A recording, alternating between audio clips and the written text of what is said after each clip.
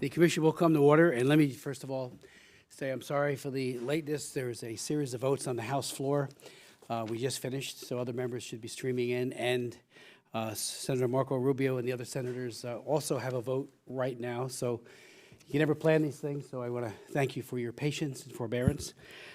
This has been another dark and difficult year for Chinese rights defenders and democracy activists, and nobody knows that better than our distinguished witnesses at this table who have lived and suffered for their beliefs, for their convictions, and now others in like manner are suffering today in China.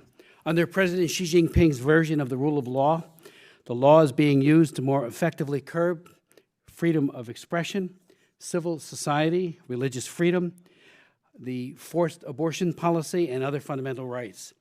Chinese courts have convicted rights activists and lawyers of subversion of power for simply seeking to represent religious groups, petitioners, and democracy activists. China's diverse religious communities, faced with even more restrictions as new regulations and the Sinification campaign continues, will further politicize religious life, and it leads to more repression. In Hong Kong, mainland China, political interference and its abduction of booksellers threatens the rule of law and Hong Kong's promised autonomy, contributing to a growing climate of fear and insecurity.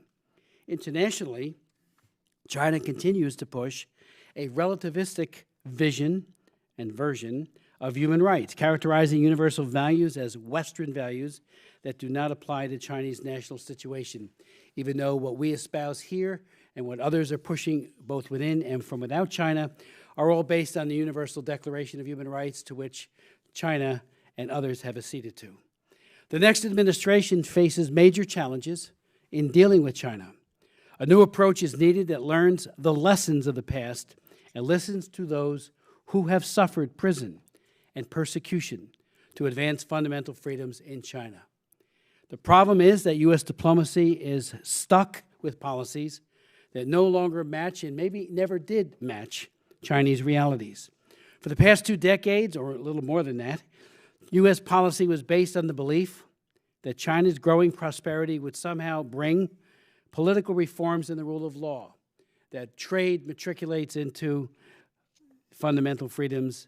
Many of us argued from the beginning, including me, and I'm not the only one, going back to 1994, when President Bill Clinton delinked most favored nation status with human rights, and by doing so, said that profits trump fundamental freedoms and fundamental rights. And that was the beginning, in my opinion, the pivot, where the Chinese took the measure of the United States and said they care more about money than they do about values. But that's not the case, certainly on this commission, and that is a bipartisan belief that we have. During those times, we focused on integrating China into the international system, ignoring clear evidence that China, under the Communist Party's leadership, would play by its own rules.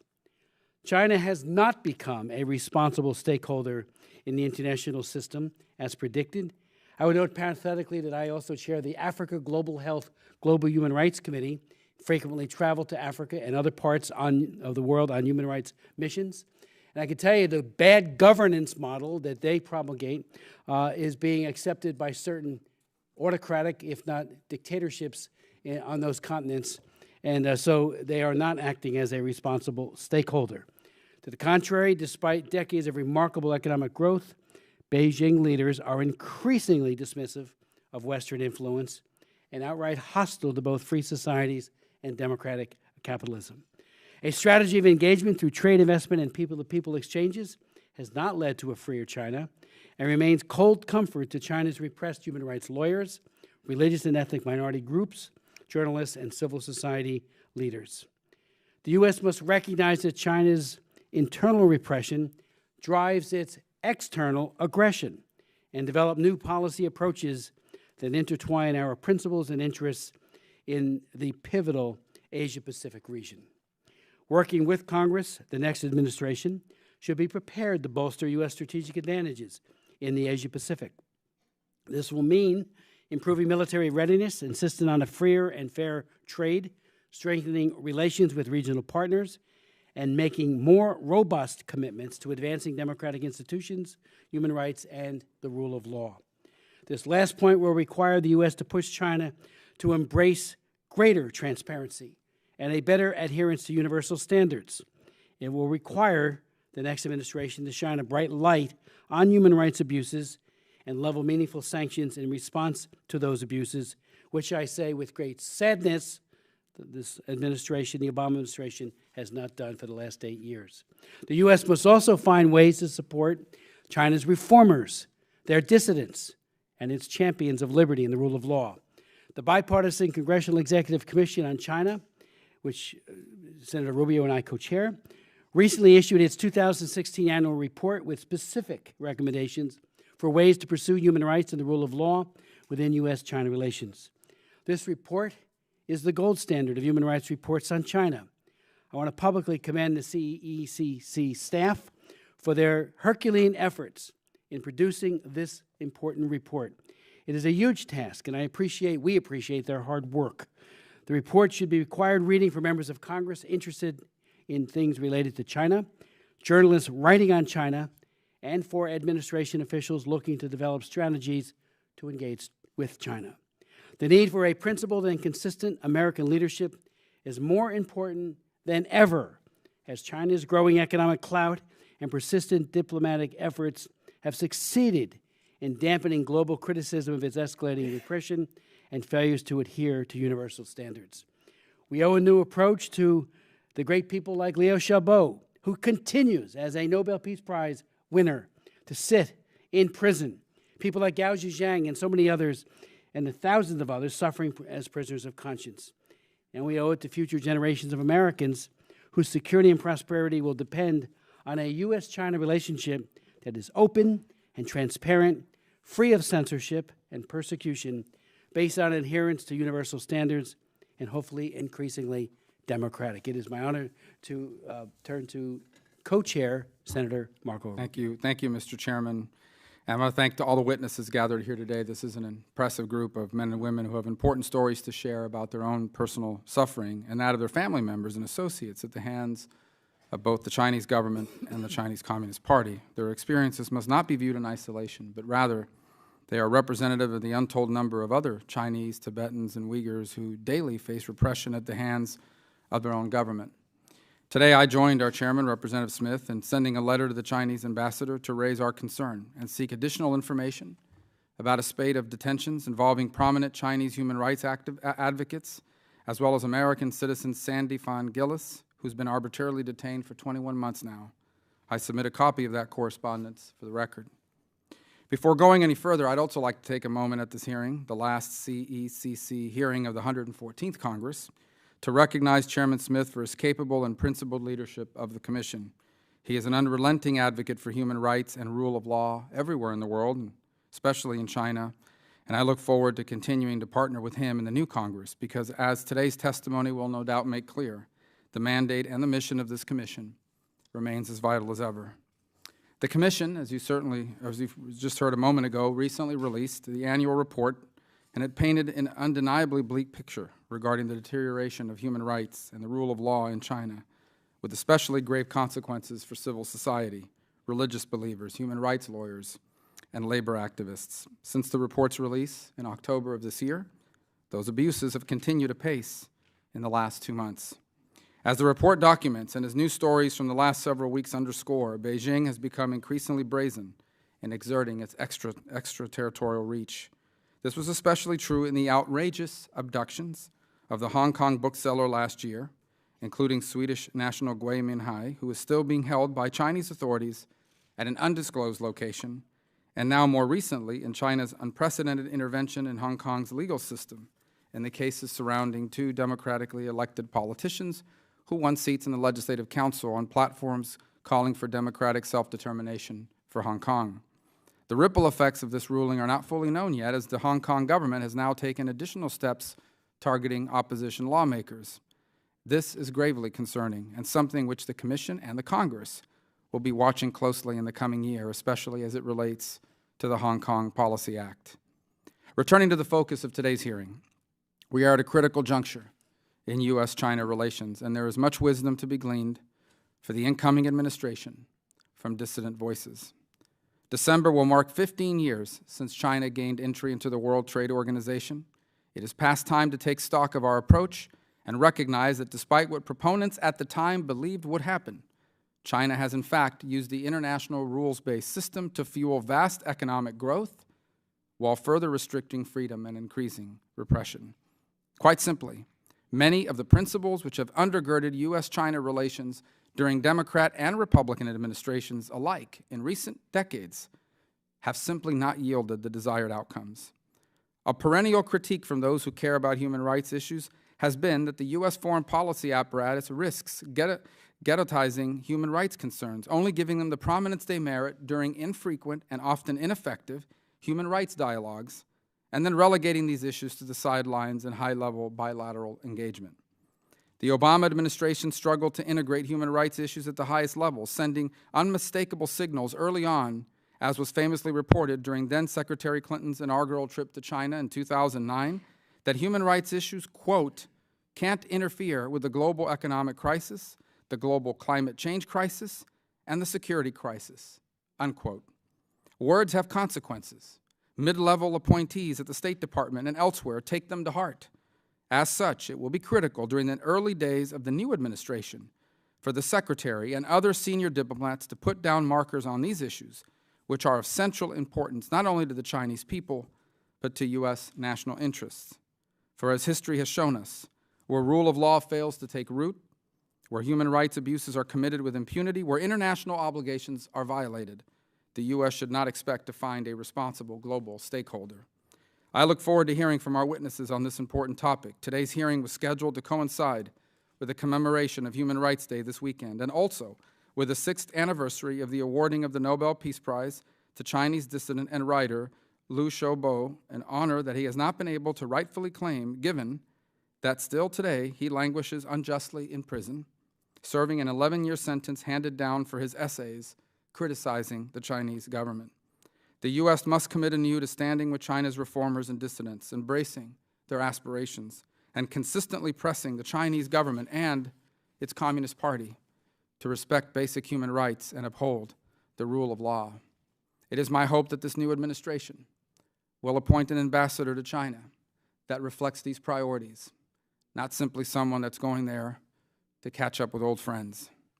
And I look forward to today's testimony and to today's policy recommendations. Thank you, Mr. Chairman. And just as a note, the Senate is in the midst of a series of votes. I know it's shocking. The Senate is voting today, but so I'm going to take my second vote and try to get back here as quickly as possible. Thank you, Chairman. I want to thank the co-chair for his leadership over the last 2 years and really during the entirety of his tenure in the United States Senate on behalf of human rights everywhere, including and especially in China. And next Congress, God willing, you will serve as chair, and the commission could not be in better hands. You are just an extraordinary leader. I'd like to now yield to Mr. Holgren, Commissioner Holgren.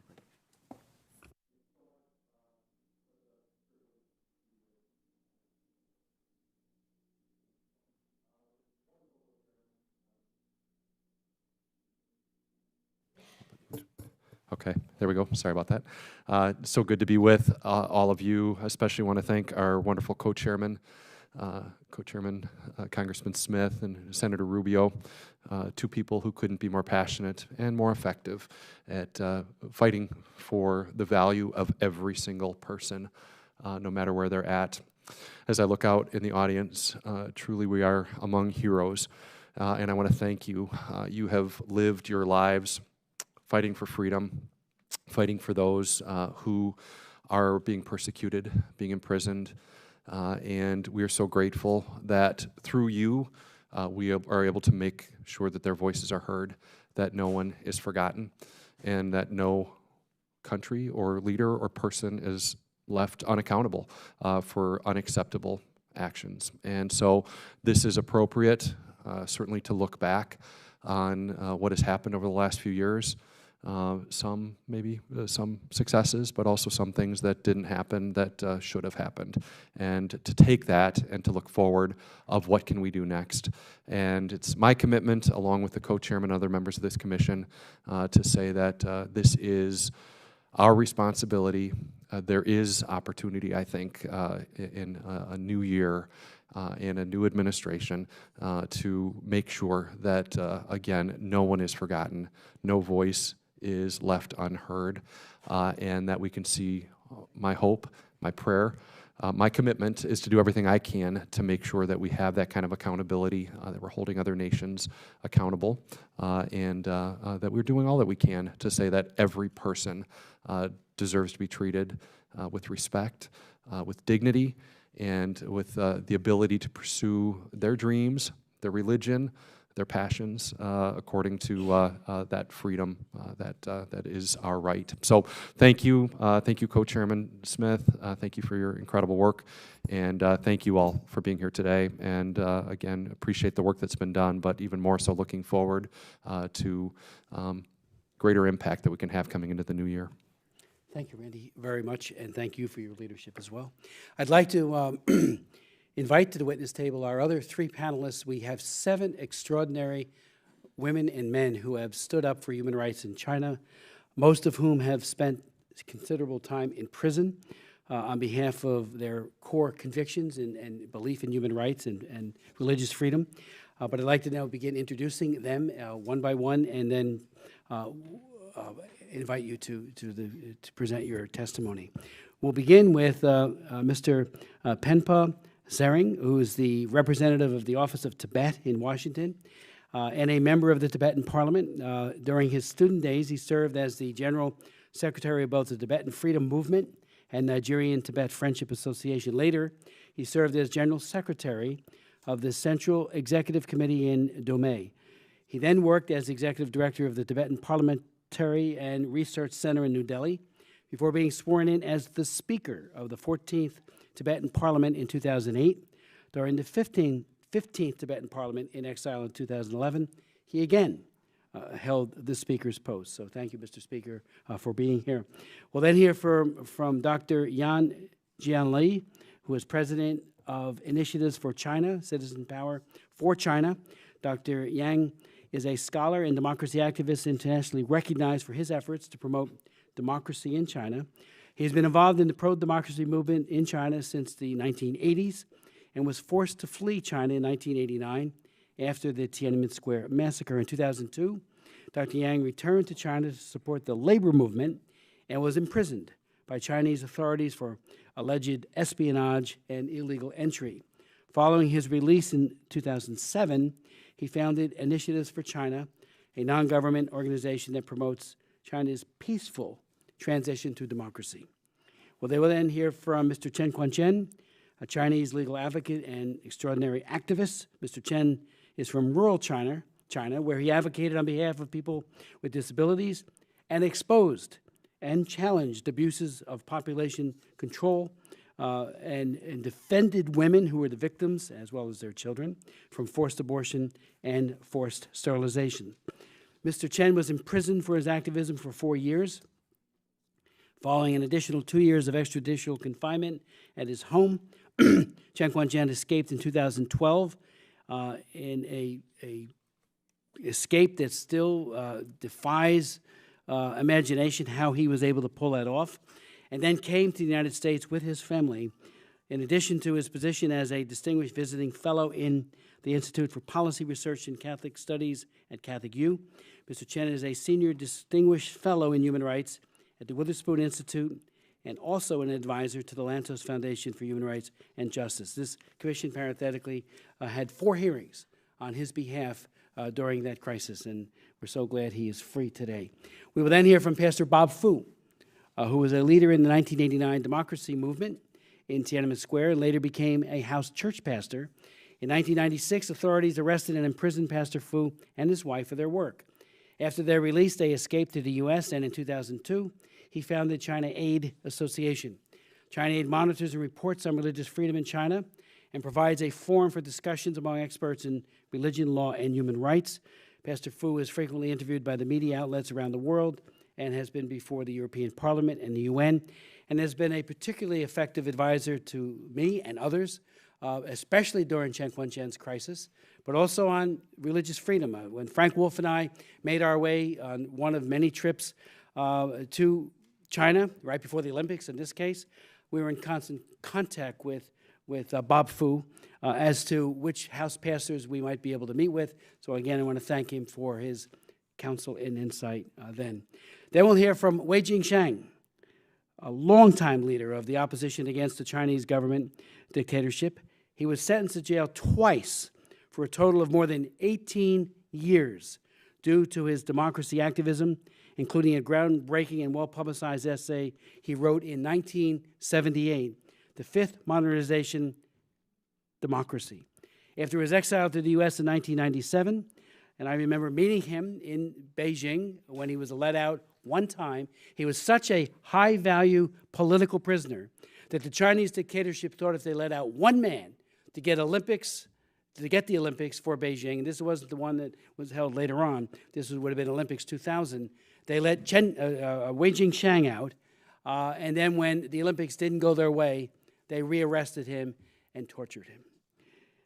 He is an incredible man, president of both the Wei Jingsheng Foundation and the Asia Democracy Alliance, and I remember meeting with him during that short respite when he was out of prison in Beijing, and he told me, and I tell everybody that I can ever say or meet with, particularly on this commission, that one of his advices to us was that when you kowtow, when you placate and treat with weakness the dictatorship in China, they beat the prisoners more.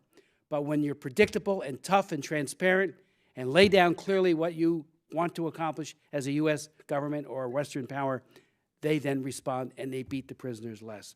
We'll then hear from Rabia Kadir, who is a prominent human rights advocate and leader of the Uyghur people. She is the mother of 11 children. She spent 6 years in a Chinese prison for standing up to the authoritarian Chinese government. Before her arrest in 1999, she was a well-known Uyghur businesswoman. Ms. Kadir has been actively campaigning for human rights for the Uyghur people since her release from prison in 2005. She has been nominated for the Nobel Peace Prize several times. Despite Chinese government efforts to discredit her, Rabia Kadir remains the pro-democracy Uyghur leader and heads the World Uyghur Congress, which represents the collective interests of Uyghurs around the world. We'll then hear from Danielle Wang, who was born in Beijing. Danielle Wang began practicing the exercise of meditation known as Falun Gong in her youth with her father, Wang Ziwen. In 1998, she moved to America for her studies, and following year, the Chinese Communist Party began its persecution of the Falun Gong practitioners. This put her father in prison and set her on a path for calling for help in the hopes of rescuing him for the next 17 years. He was released in 2014, but was denied exit from China when Danielle and her husband attempted to bring him to the U.S. in August of 2016. A very, very incredible group of leaders. I'd like to now turn to Mr. Sering to begin the testimony. Thank you, Chairman Chris, Senator Rubio, and Congressman Hultgren for providing me this opportunity. This is my first testimony before Commission after assuming the responsibility of the representative of His Holiness the Dalai Lama and the Central Tibetan Administration. And I think this testimony comes at a very timely because it's just before the International Human Rights Day, and also when you are going through a transition to a new administration at the helms of helms of affairs in your country.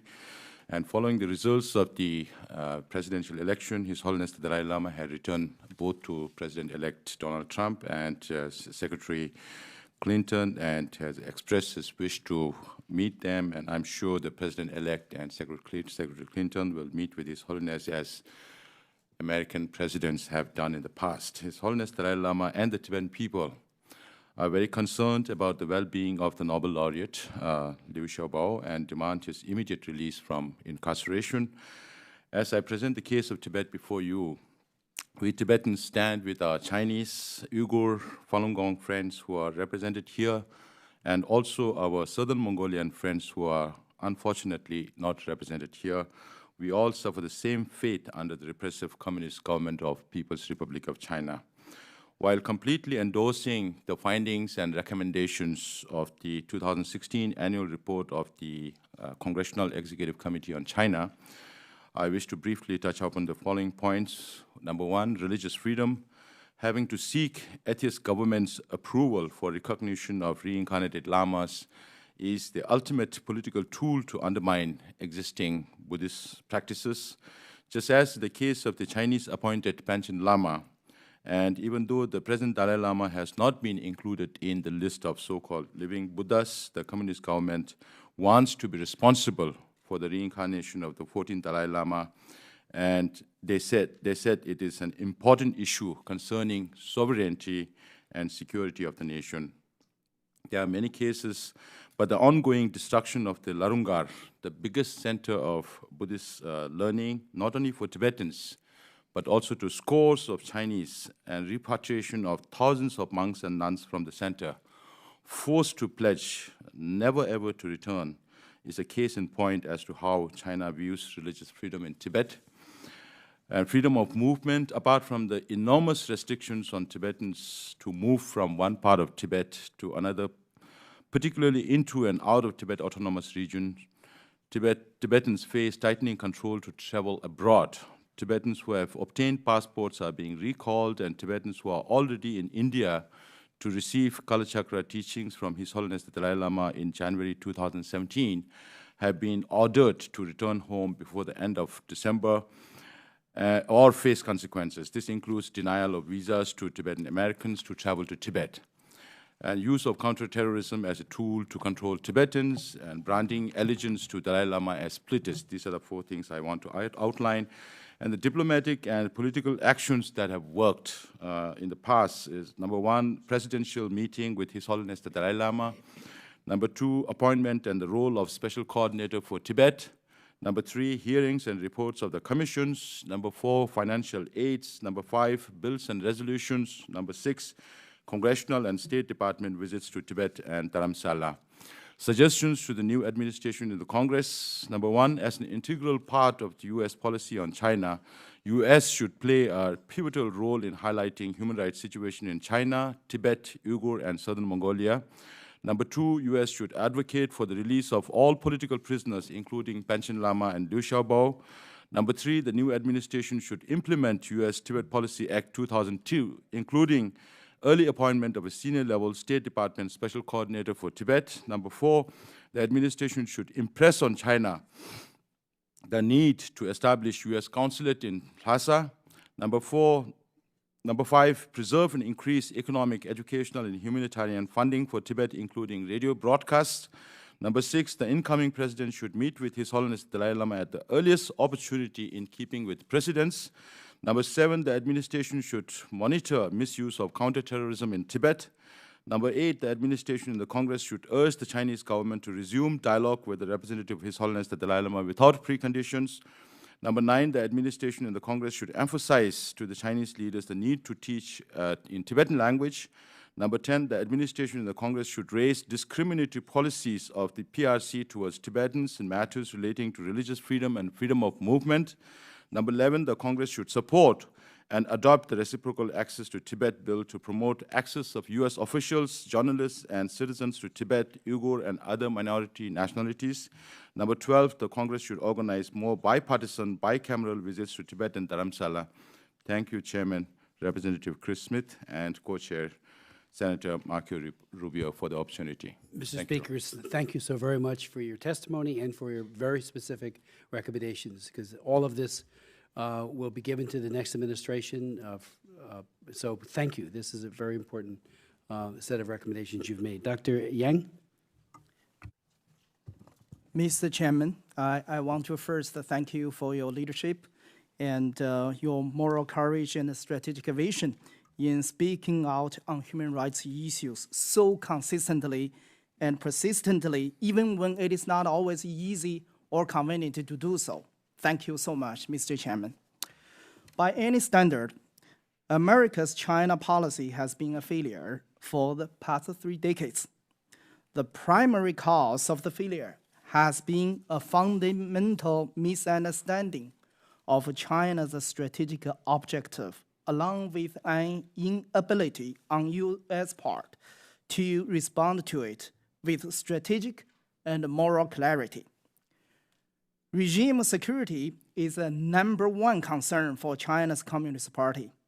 it wants to maintain a permanent rule in China, replace Western capitalism with socialism with Chinese characteristics, and substitute its so-called civilization for democracy. The Trump administration must take a different approach in dealing with the Chinese regime by returning to American values-focused foreign policy and by striking directly at the vulnerable spots of the regime to enable a democratic transition. A democratic China will avoid inevitable conflict with the U.S. and ensure a long-lasting peace in the region and in the world. I recommend the following specific actions for the next administration.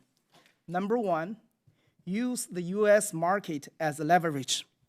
Threaten to withdraw China's permanent trade status unless serious improvements are made in the areas of human rights, political reform, and the militarization of the South and East China Seas, and link continued progress on all three to all future relations, including trade.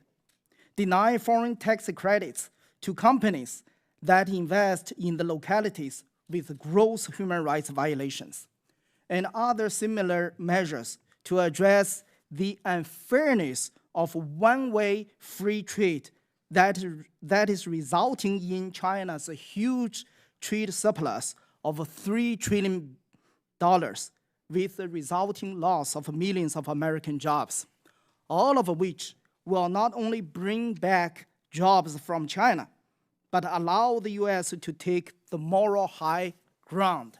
Number two, use Taiwan and Hong Kong as leverage. Modify the Taiwan Relations Act and the 6 assurances to reflect a full democratic country status and affirm its legitimacy by allowing Taiwan to be a normal member of the international community. Support Hong Kong's struggle for universal suffrage by making it a major bilateral issue with China. Number three, use Japan as leverage. Encourage Japan to take the lead in promoting democracy in the Asia-Pacific and return it to a normal status of a great power. Number four, use the Chinese regime's lack of legitimacy and moral standing as leverage. Engage with the democratic forces in China, the Chinese, Tibetans, Uyghurs, Falun Gong practitioners, Christians represented as this panel, at a new level by passing the China Democracy Act to ensure all U.S. government agencies are resolute and consistent in advancing a democracy agenda when engaging with China, and by passing a China's Defense of Human Rights and Civil Society Act, China-specific Magnitsky-like legislation that would ban travel and freeze the assets of Chinese human rights abusers, and pass the act to rename the plaza in front of a Chinese embassy after imprisoned Nobel laureate Dr. Liu Xiaobo. Number five, use the UN human rights mechanism as leverage because both the Chinese government and its people regard the UN as a legitimate world governing authority, and the Chinese government has taken UN as the stage on which it seeks to compete with the US to build a bipolar world order in its own way. The Trump administration must strengthen the US leadership role in forming an alliance of democracies to collectively confront China on human rights issues. Thank you. Dr. Yang, thank you very much for your testimony and recommendations. As usual, you've been a great leader. I'd like to now ask Mr. Chen Guangchen to present his testimony. Thank you.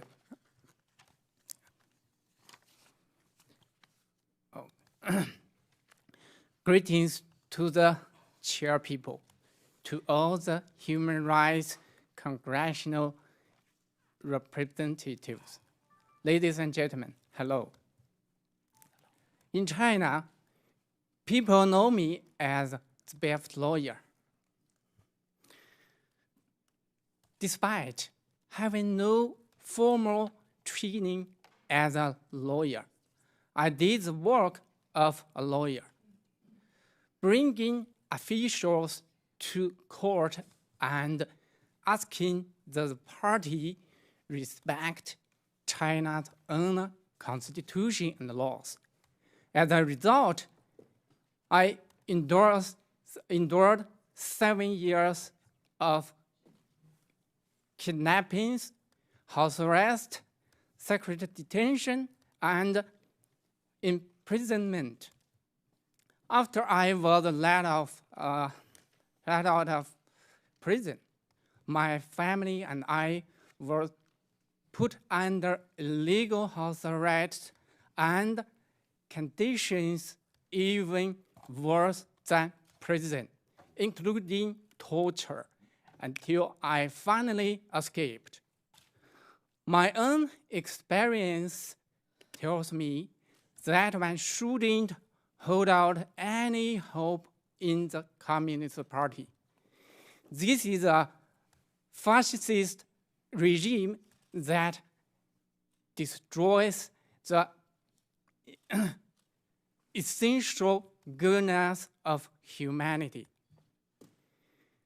The Communist Party has been persecuting its own people for years. Last year, it began the infamous 709 crackdown, persecuting human rights defenders and lawyers, torturing people, and implicating family members by issuing some attorneys and activists to in detention have been forced to make confess guilt in the state-controlled media and have subsequently been sentenced to prison.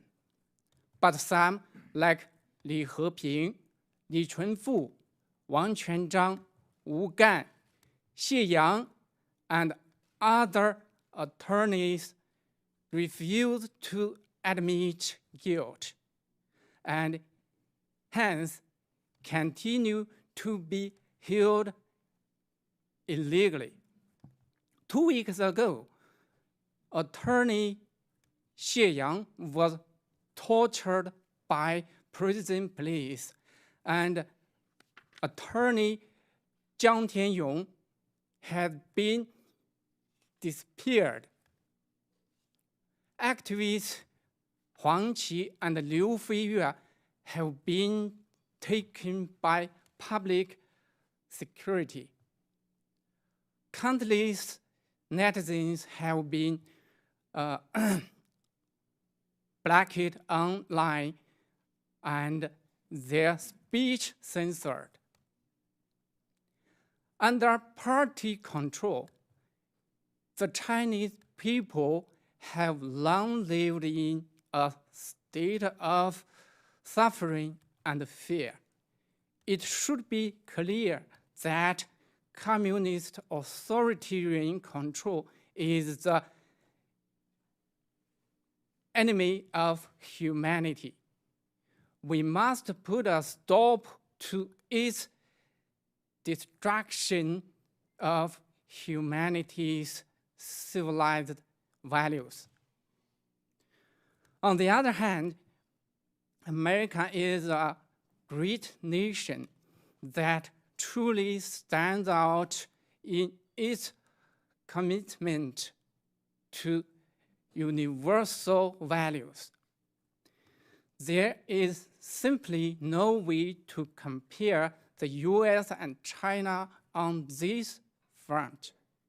Hence, America must be a model for human rights and a leader in the global push to democracy. The American system has the strongest immunity against corruption and the greatest capability for correcting its mistakes. Democracy, freedom, and human rights are America's founding principles. After many injurious years of appeasement and self-belittling, the time has come for the U.S. to reinvigorate its core values and to protect universal human rights. I would like to make the following recommendations to the incoming administration and Congress regarding human rights. Number one, correct the mistaken policy of separating trade from human rights. Human rights are like clean water, clean food, and clean air. They are an indispensable part of life and can't be separated from anything we do.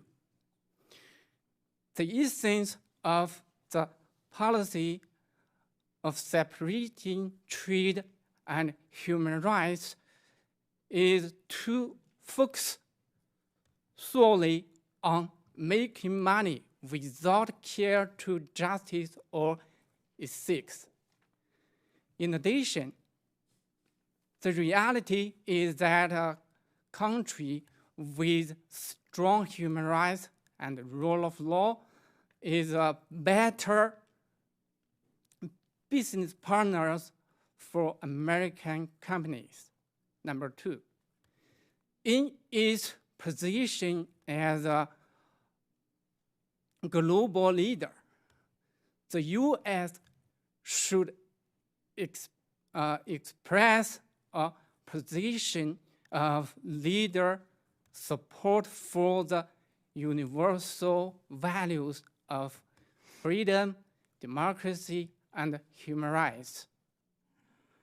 When a dictatorial regime uses force to suppress its people, the U.S. should act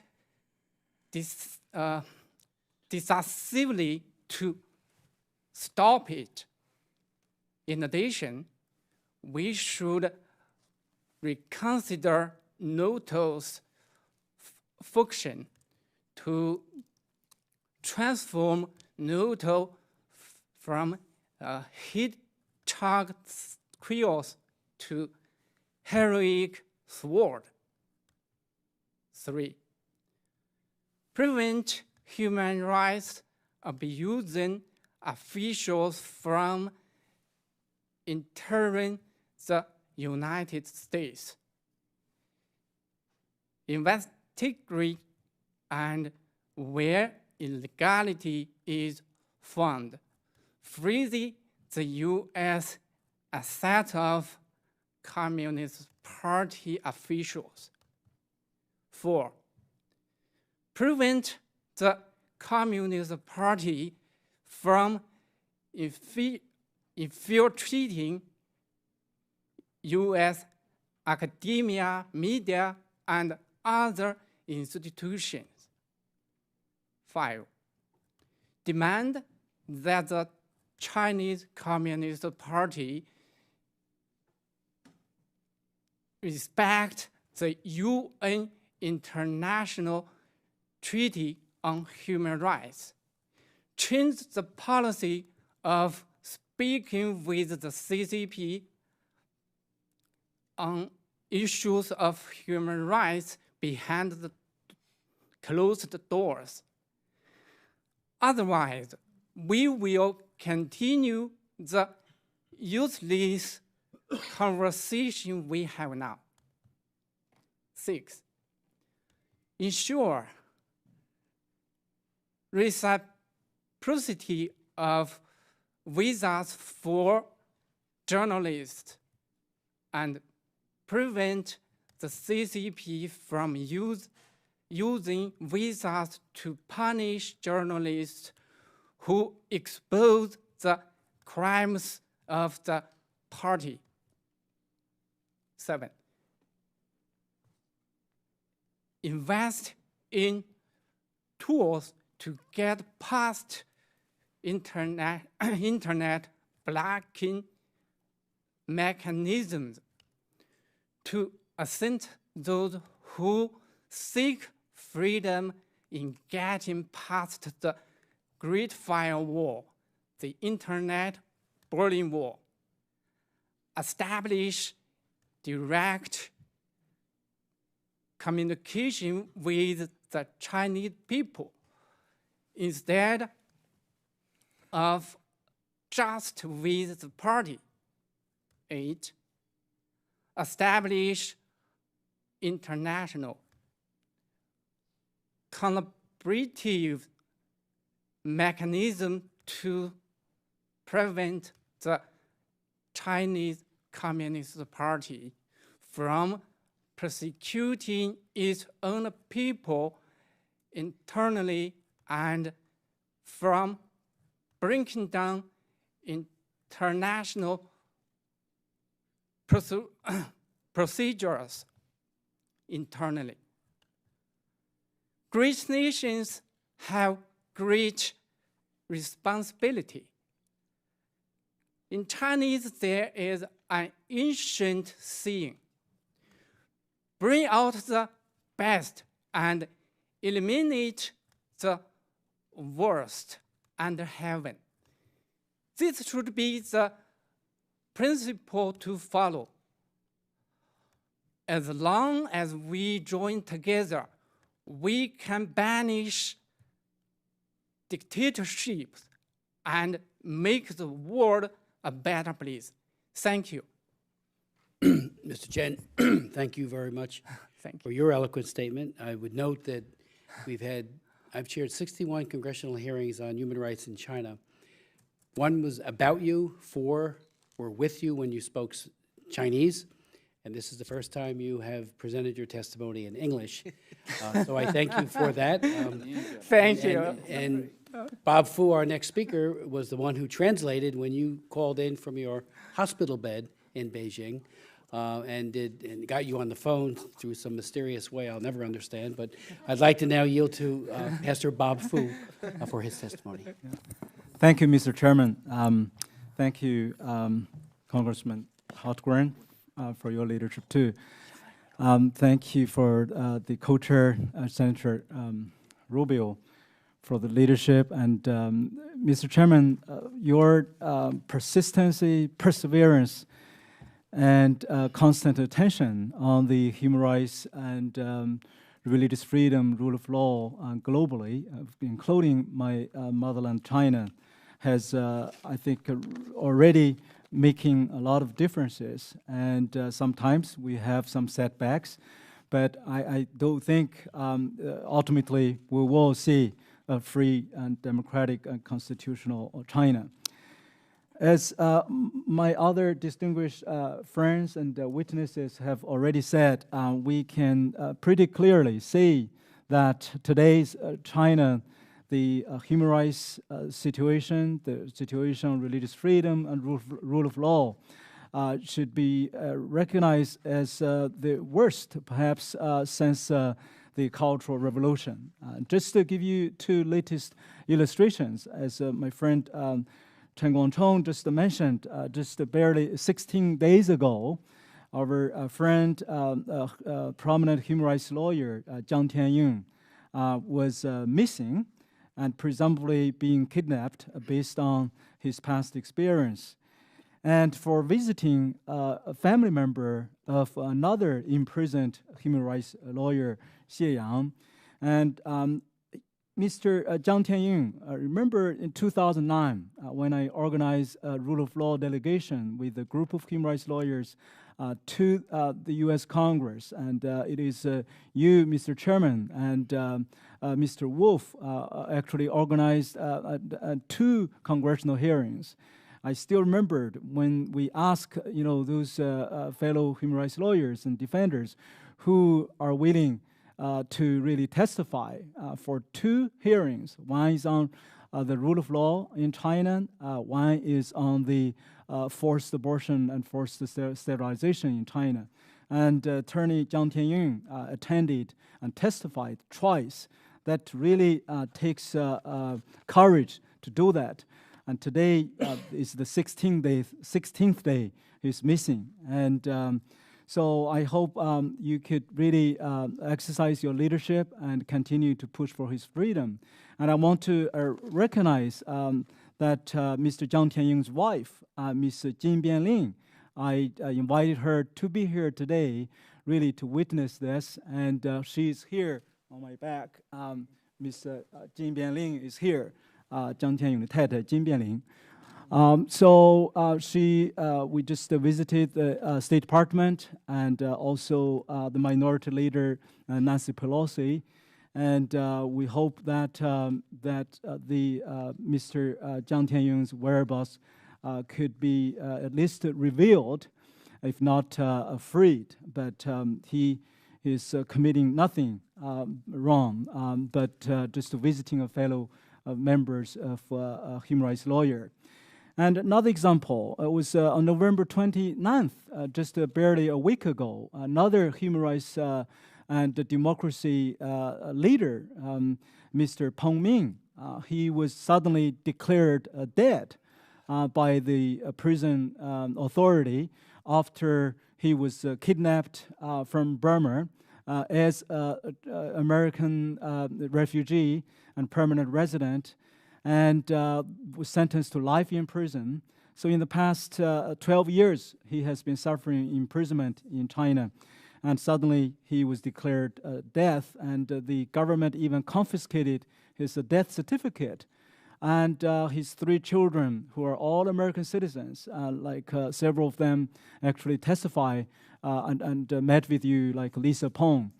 And they were devastated, and they live at Cleveland, Ohio, and they are wanting to visit the Peng Ming's funeral and to bring his ashes back and his belongings. And yet, the day before yesterday, the Chinese embassy and the consulates reject their visa application even to visit their dead father. So these are just latest examples to show that really the situation are becoming very worrisome. I think it's time to have a major paradigm shift in the whole approach toward China policy in the next administration.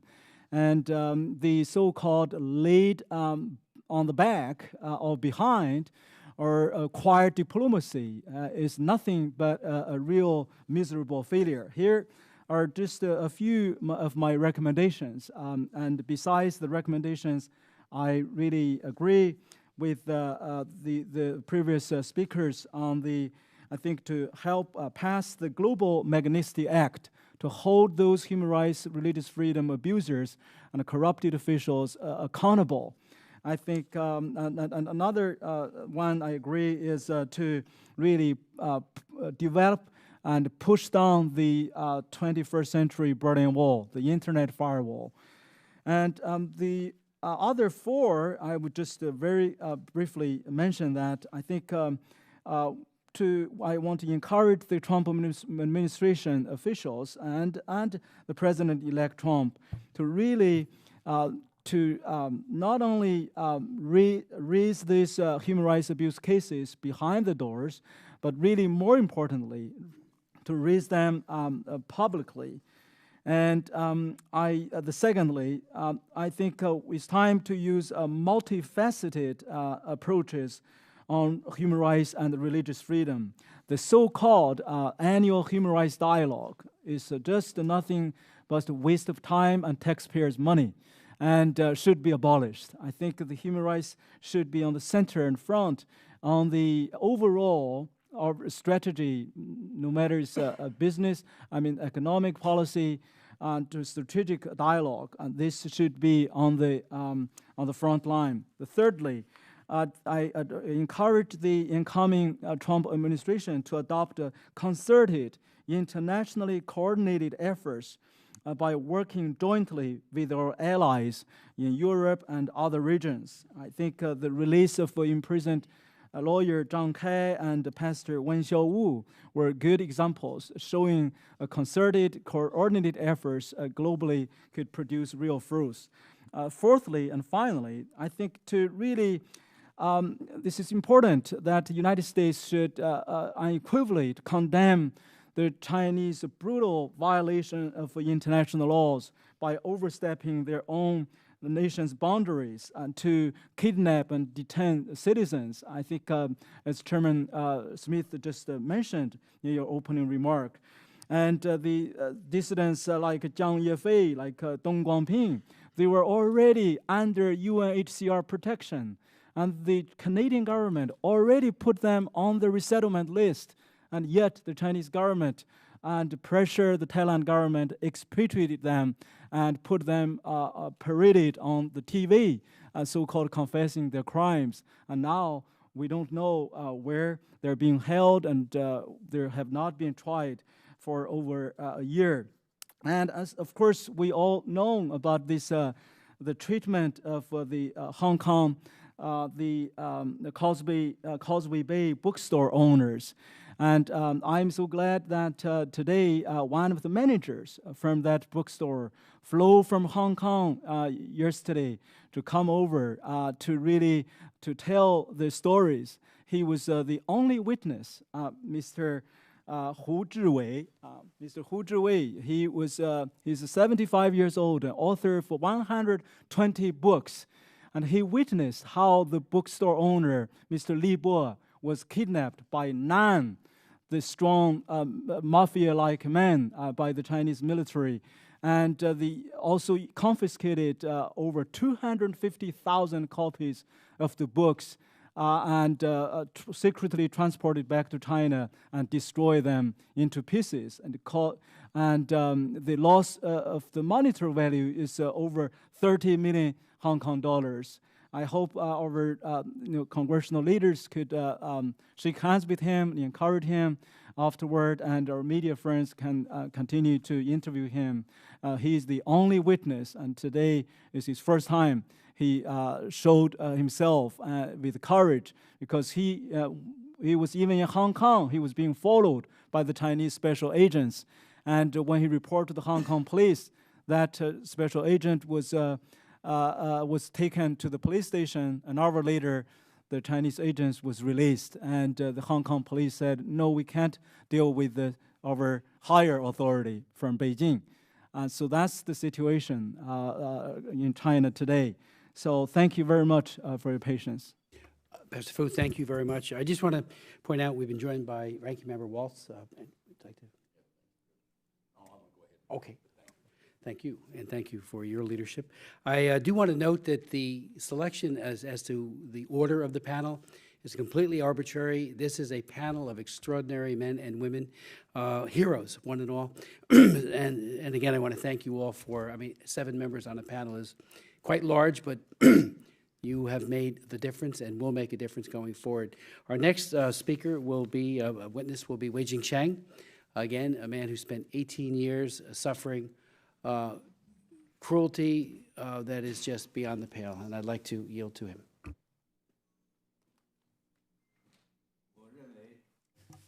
我认为，在未来的那个川普总统执政时期，对中国的贸易关系将成为他的政策的主要部分。I think during the Trump administration, the trade relationship with China will be a major policy he has. 而迫使中国政府尊重人权，改善扩大中国的市场，包括让中国政府遵守法律，这个将成为川普政府的政策的重要的部分。To force China to improve its human rights condition and to increase its open its market, and I think it will be a very important policy. 我想在这个问题上 ，CECC 将有可能发挥非常重要的作用。I think in this regard, CECC could be able to have a very important function. 为了节省时间，我让我的助手把英文稿念完。So to save time, I will let my English to be read by my assistant. When Donald Trump becomes president of the USA, he's planning to abolish the TPP and to begin a trade war with China in order to save the U.S. economy. Some people say that this is a disaster. I would say this is the right way that should have started even earlier. The reality after 16 years will explain my position. Granting China permanent most favored nation status, that is a permanent normal trade relationship, was a huge mistake. It did not promote the development of the U.S. economy, but was a blood transfusion from the USA to the Chinese economy. It gave China the opportunity to engage in trade war with the United States. The reason is as follows. The so-called free trade refers to a unified law based on domestic market, thus allowed free trade. Such a free trade can be carried out normally between countries with a similar legal system. There cannot be normal free trade between countries with completely different legal systems. For example, after trade with China liberated, there were two main problems. One was cheap labor. One was its uncertain laws that always change. Since Chinese law does not guarantee human rights, it is able to keep labor price at a very low level. This has led to the relocation of the U.S. companies to foreign countries, while also allowed Chinese goods enter the U.S. market with low prices, resulting in unfair competition. It is an important cause of unemployment in the United States. China's precarious legal system creates serious non-tariff barriers. Any local government can develop their own laws and regulations without the need to implement the signed treaties and agreements between the Chinese central government and the foreign countries. So they can actually close their targeted import market, coupled with the manipulation of the currency by the Chinese central government. Those actions increase the exports and create the huge trade surpluses for China. This is an important reason causing the economic recession in the USA. Some people would say, for the USA, fighting a trade war with China will end in defeat, at least a loss result. I think such a statement are to confuse the U.S. policymakers. I think the USA will win this trade war, while China can only succumb to rules developed by the United States. Otherwise, it will accelerate the collapse of the Chinese communist regime. My reasons are as follows. First, for the majority of the goods are in the buyer's market. The United States holds the market. Thus, it has a power to develop rules instead of forcing itself to comply with that so-called global free trade rules that cannot be enforced. The United States can formulate its own fair trade rules to replace the invalid so-called free trade rules. Second, the Chinese domestic market is narrow and cannot afford the disaster of losing the U.S. market. So China can only compromise on the rules thus to protect the parts of the market share. Third, in the past, due to overexpansion of export production of shabby goods, the quality of Chinese enterprises is very poor. In order to adapt to a fair market in the competition, Chinese companies must quickly upgrade. Therefore, there will be great demand for the technology and service from the U.S. to open up the import market in the U.S. This will help expand the U.S. exports and reduce its trade deficit with China. Fourth, after improving human rights in China, the income of Chinese working class will increase. Therefore, the domestic consumer market will expand. This expansion would benefit the U.S. exporters after fair trade, therefore reducing the U.S. trade deficit and even eliminating it. So I think that the U.S. will win the trade war, and in the long run will also be beneficial to the economic normalization in China. China must accept and should accept that. Thank you. Mr. Wei, thank you so very much for your leadership and for your testimony today, recommendations. I'd like to now yield to Mrs. Rabia Kadir.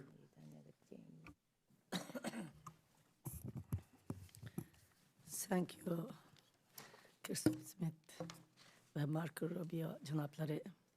Bugün şu guvalıqtın ötüşünü orlaştırğanlığı üçün ben nəhayət rəhmət etdim, mən çağırılğanlığım üçün. Nəhayət vaxtında orlaşdırıldı.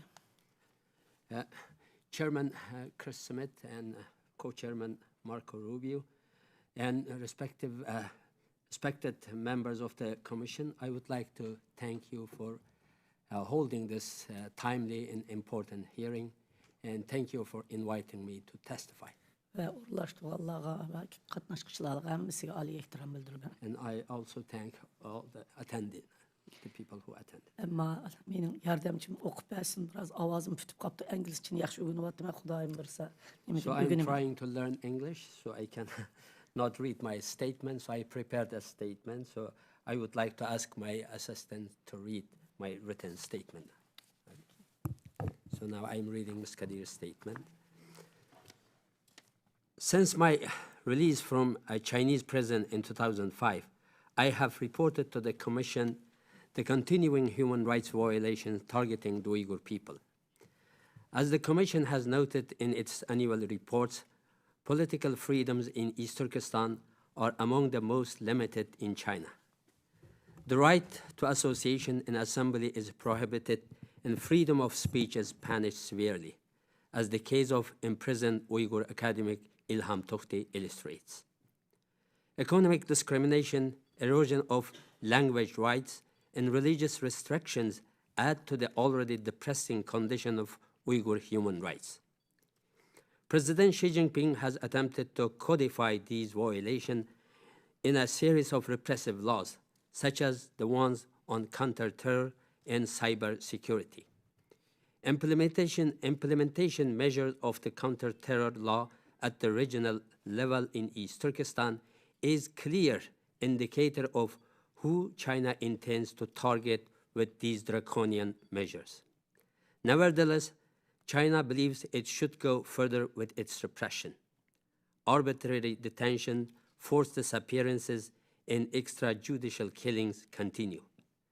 Recent media reports indicate the Chinese government has implemented a policy to confiscate passports in East Turkestan to limit the international movement of Uyghurs. This is the formalization of a policy that Uyghur human rights groups have documented since 2006.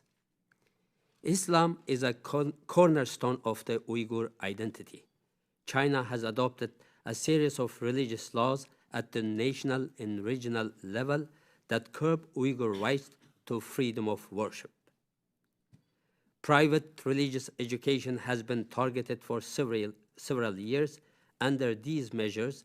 However, this year, Chinese authorities adopted rules to report parents who encourage their children to undertake religious activities. During the George Bush and Obama administrations, my colleagues and I have worked hard to bring Uyghur issues to the attention of the U.S. political community.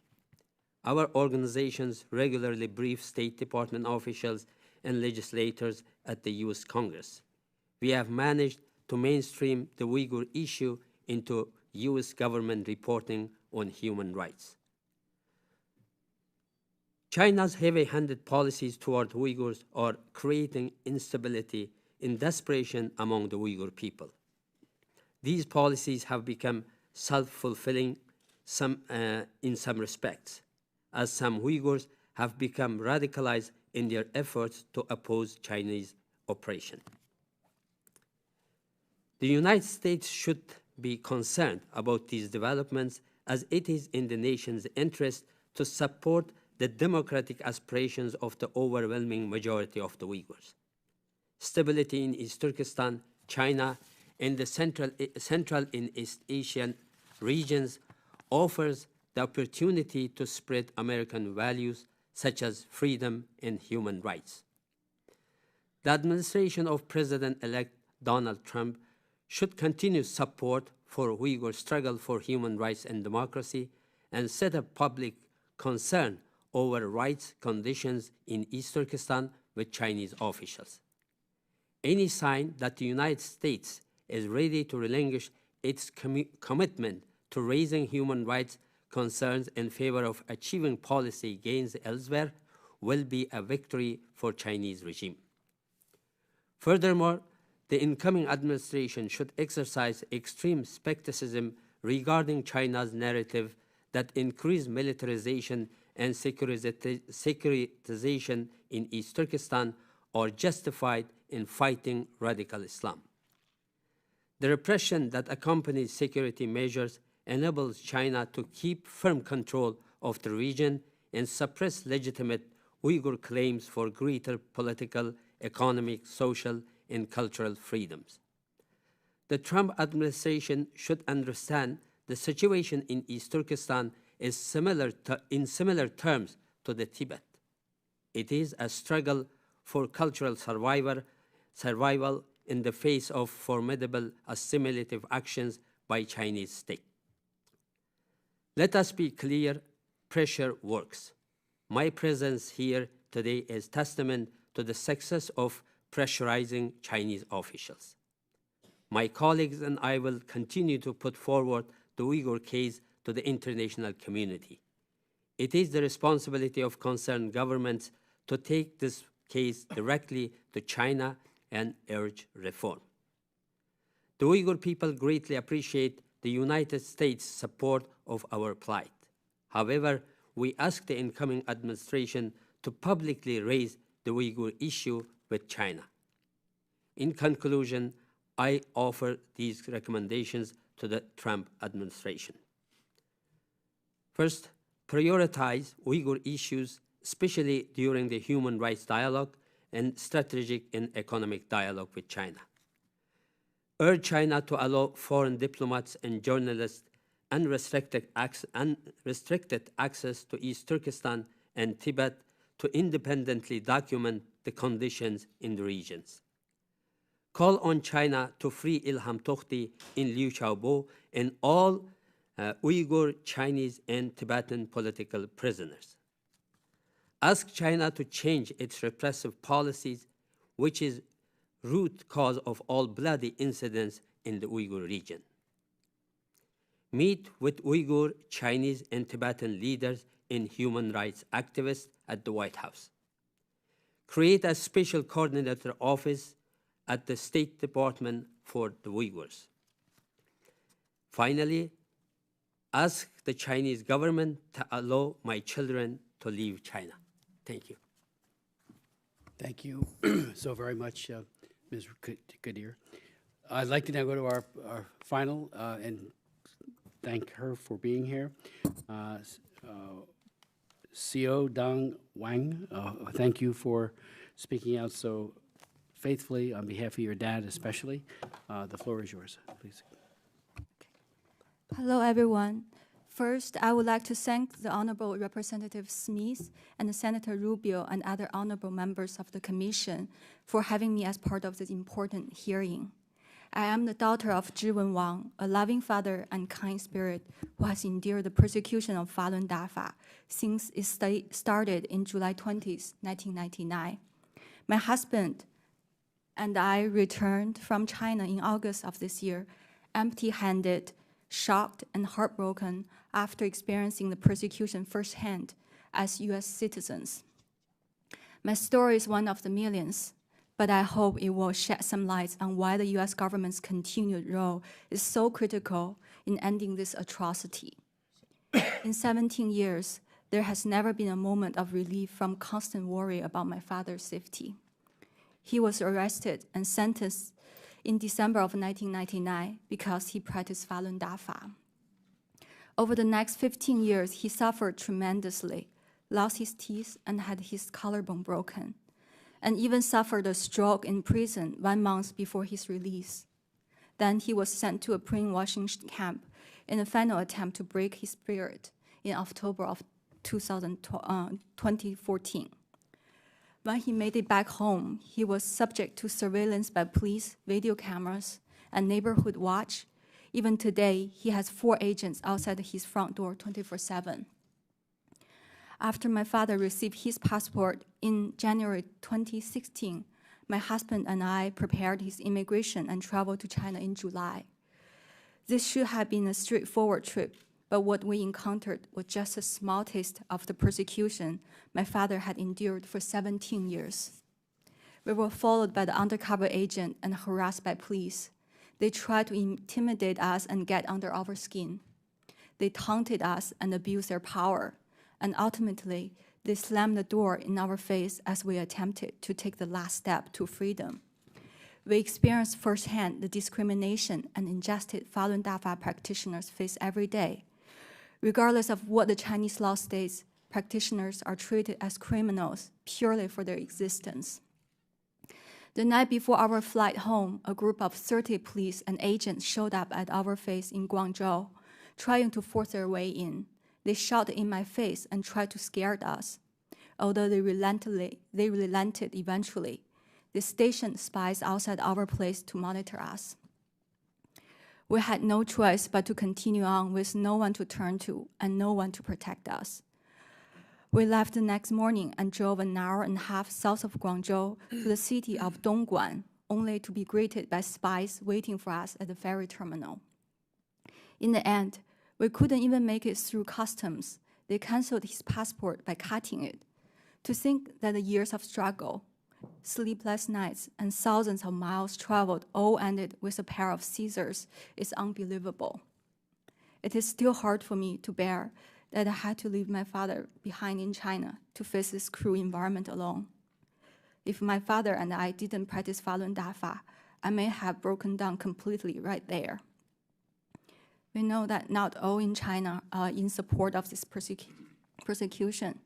It is a former Chinese Communist Party leader Jiang Zemin behind it. Zheng Qinghong, Jiang Zemin's right hand, is also in power in the South China and played an important role in denying my father's departure to America.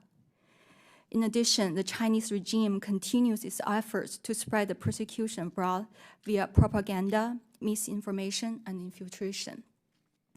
I ask that the new administration and all officials interacting with their Chinese counterparts to let no opportunity pass by without pushing them on the persecution of Falun Dafa and the monstrous practice of organ harvesting. It is crucial that the United States remain true to the role of human rights champion in the world and bring human rights to the center stage in dealing with China. And finally, I urgently request that the new administration, Department of State, Congress, and all relevant departments help me bring my father home for medical attention so we can finally have our happy ending and a new beginning. I want to conclude with my dad's thanks. He said he would like to thank the US government. It actually put his heart at ease when he was in jail because he knew that I was studying in the US. Thank you. Thank you, Ms. Wong, so very much for your testimony, and the love of a daughter for her father is just truly inspiring.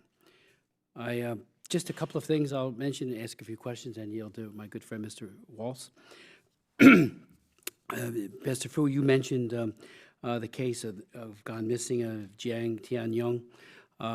For the record, and I would ask unanimous consent that we include this in the record, Marco Rubio and I sent a letter to the ambassador of China to the United States on December 7th expressing our deepest concern regarding the recent disappearances of 3 Chinese citizens, Jian Liu Fei Yu and Huang Qi, and we're hoping for an answer, and we will follow it up with the embassy to try to get to the bottom of it and to advocate for them. But thank you for bringing attention. You did make the point, Pastor Fu, that the human rights abuse situation is the worst in China since the Cultural Revolution.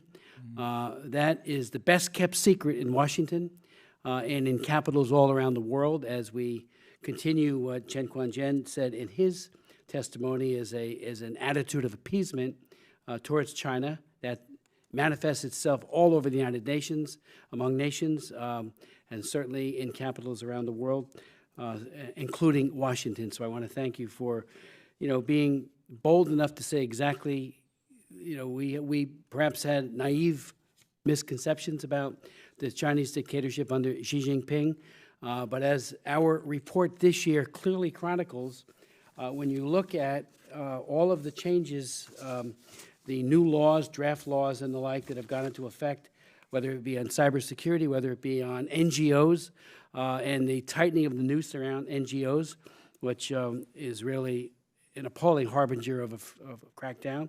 What is happening with regards to religion of all kinds, including the officially recognized churches like the Patriotic or Three Self movement, which are being increasingly crushed. The underground is already crushed. It's time for a significant reappraisal, which you all have helped to provide to the Commission, which we will convey to policymakers and also enlighten ourselves. There are things that could be done immediately by President-elect when he becomes president. It was not done during President Obama. On visas, I wrote the law in the year 2000, the Admiral Nance Meg Donovan International Foreign Relations Act of 2000, which is permanent law, that says that anybody who is complicit with the barbaric one-child, now maybe two-child per couple policy, but the enforcement mechanisms of coercion remain unabated, can be precluded from issuance of a visa by the United States. It is reason for denial. It has not been implemented in the 16 years that it has been in effect since 2000. The Global Magnitsky Act is en route to becoming law. It's passed as part of the NDAA. It's in a very good form, I believe, and it could be immediately applicable to Chinese torturers and violators of human rights. And our admonition to the administration when that is signed would be to start chronicling the names, produce lists of human rights abusers, and then hold them to account. And a visa denial is one modest but meaningful way of doing that. So we will be pushing that. So thank you for raising those issues as well. Mr. Speaker, you mentioned, did you get back? Did you leave? Oh, I'm sorry. I should put the glasses up. The worsening of the mistreatment of Tibetan Buddhists. The New York Times article, China takes a chainsaw to a center of Tibetan Buddhism. Talking about what has gone on in the Rongar. You might want to speak to that, because I think that's a highly visible manifestation of the hatred with which the dictatorship holds for faith-filled believers, including Tibetan Buddhists, Uyghurs, Falun Gong, Christians.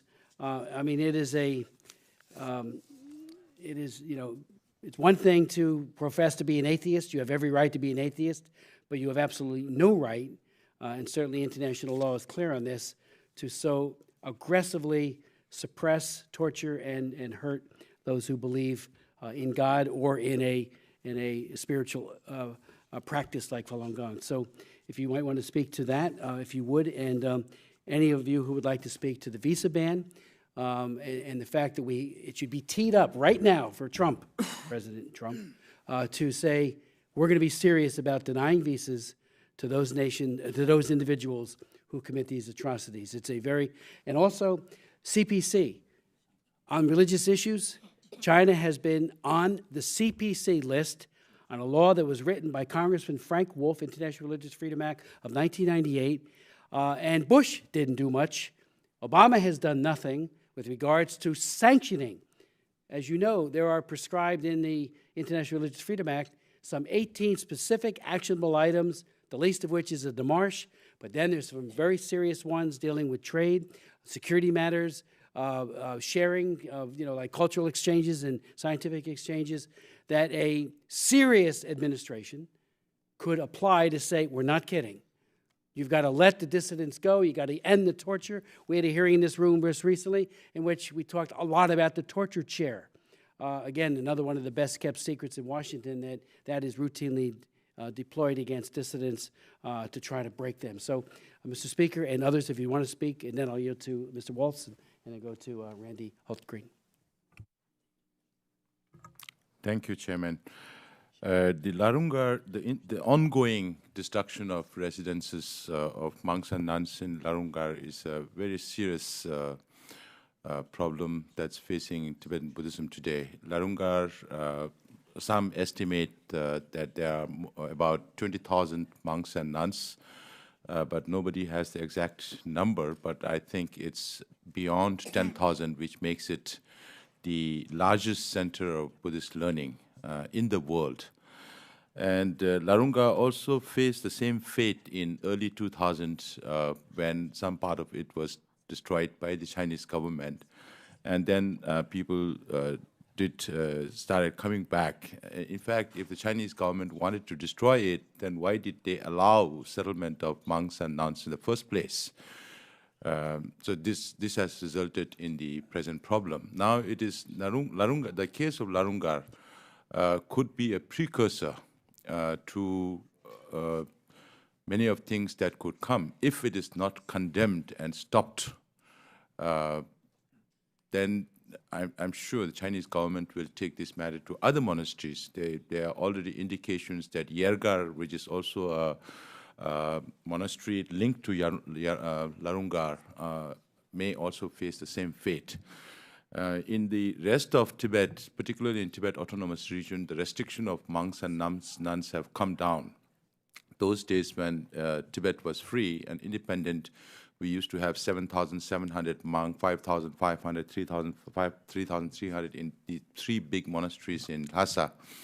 And monks and nuns could come from different parts of the Tibet to learn in the capital Lhasa and then go back to their respective regions to teach, preach.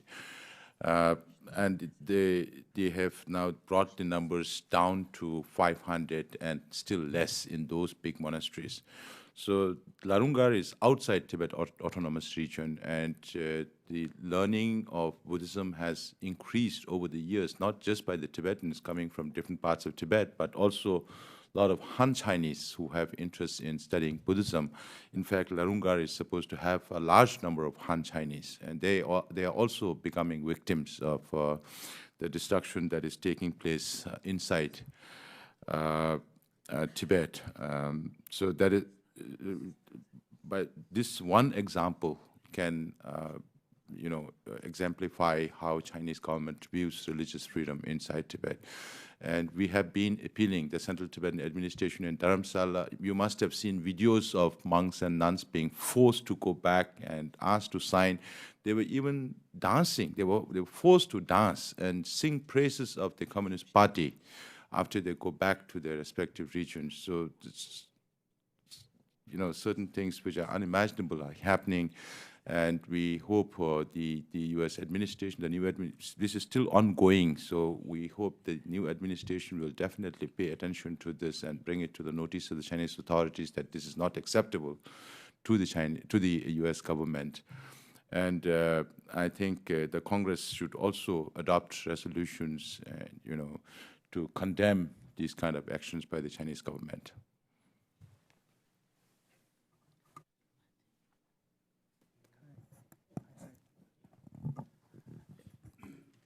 Yep, I'm thrilled. I think every member of the human rights community is thrilled that global Magnitsky Bill actually was passed in the House as part of National Defense Authorization Act.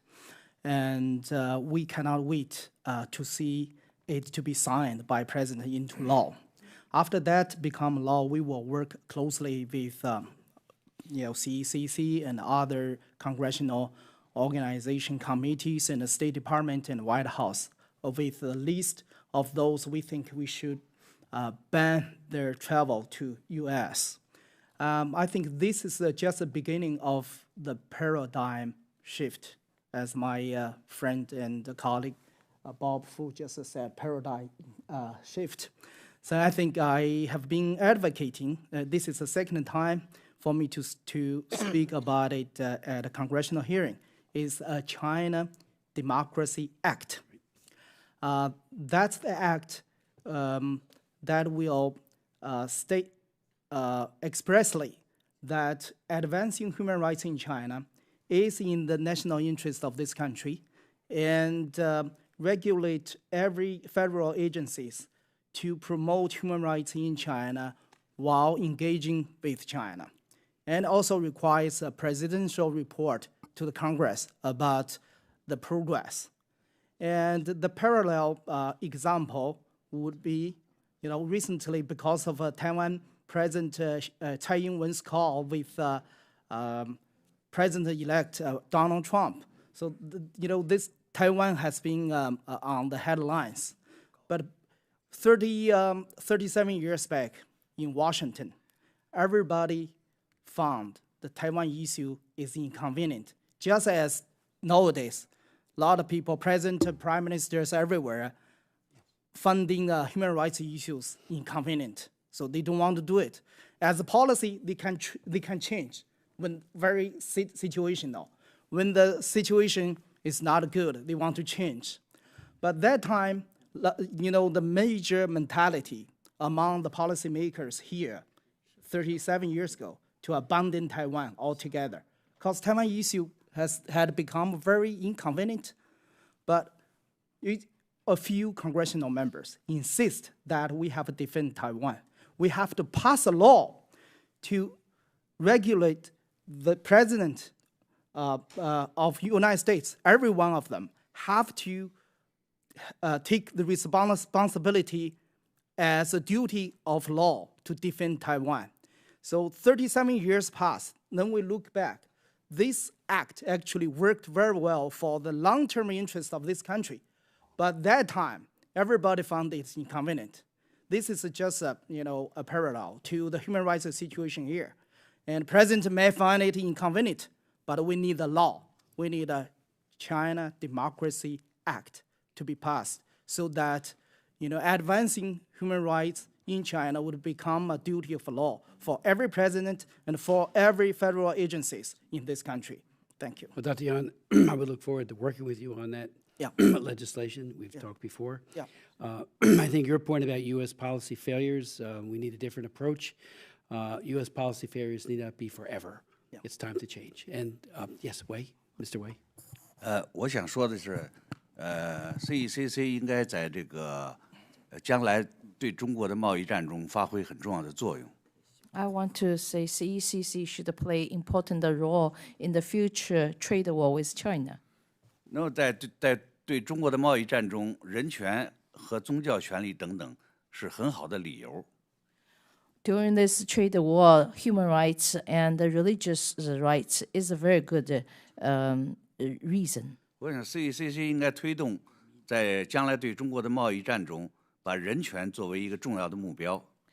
CECC should really put human rights as a very important target during the future trade war. 一方面，它可以作为一个理由；另一方面呢，推动中国改善人权，也有利于美国扩大在中国的市场。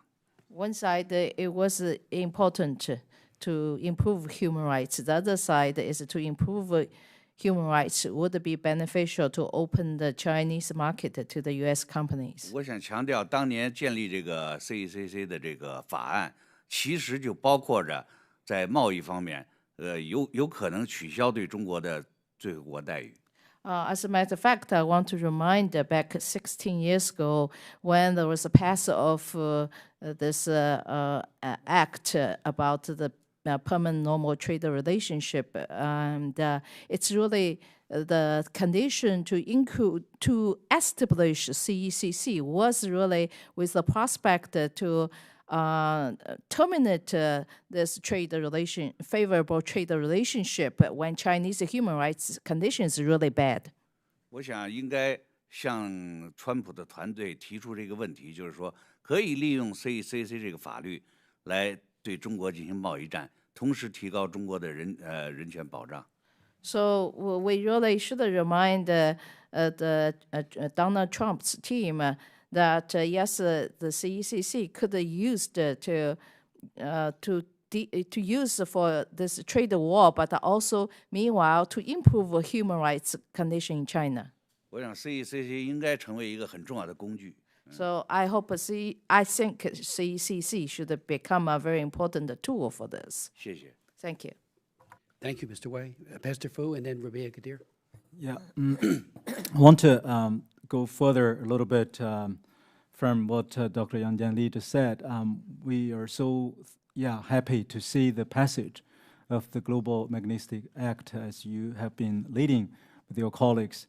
I think after this passage, we also need to encourage our allies and regional partners to use your influence through the interparliamentary mechanism to encourage other like-minded parliaments or like a European Parliament and to pass the similar measure so that those human rights, religious freedom, rule of law, corrupted abusers cannot find any safe sanctuary or haven, they should, in any part of the free world.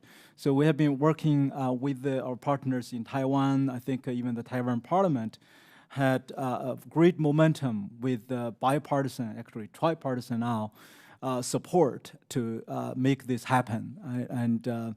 And also, I want to illustrate another worrying sign about religious freedom. As you know, that earlier this year, the Chinese Communist regime just made a proposed new regulation on religious affairs. And according to this new regulation, and those who were found so-called illegally organized religious meetings or underground trainings, like my wife and I did in 20 years ago, we, at that time we received 2 months imprisonment. But according to the newly proposed regulation, if it's passed, those leaders could be subject to up to 33,000 US dollars equivalent fine, and of course, point for even criminal prosecution. And those who, including those who attend overseas religious training or kind of a conference in overseas, are liable to be punished this way. And we just finished a training conference on a kind of a biblical worldview on law and government in Hong Kong with the 400 Christian leaders from mainland China there. This is the first time I found out the Chinese security agents even went to our conference and warned the conference, some of our Hong Kong partners, which speakers should be allowed to speak. And the 2 organizers in Hong Kong were violently beaten up when they returned to China a couple of weeks ago. So you can see the aggressiveness. I think it is a time to have a new paradigm to handle and deal with this kind of worsening situation. Thank you. Ms. Kadir?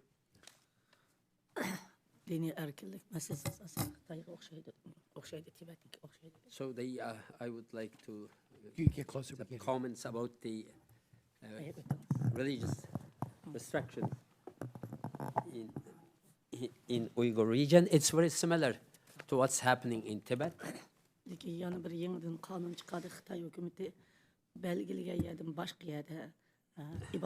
There is now new regulations introduced by the Chinese authorities. So according to these new regulations, the religious worship outside the government-designated areas would be considered as the illegal religious activities. Adette hem Müslüman Uygurlar özünün üyüde bir namaz okup ibadet kılıyordu. Ama bu kanunsuz oldu. So according to Uyghur tradition, so according to our religion, we can worship at home, so we can pray at home. So according to this new regulations, worshipping at home in private will be considered as illegal religious activities and be punished by the government. Eğer boğuna olanın küçük ballarını başlangıç mektep okuvatqa, otur mektep okuvatkan ballarını günde sakçı mektep sakçıları sorak kılıp atananını kıldırdı. And also now Chinese authorities encourage the children to report about their parents' activities at home.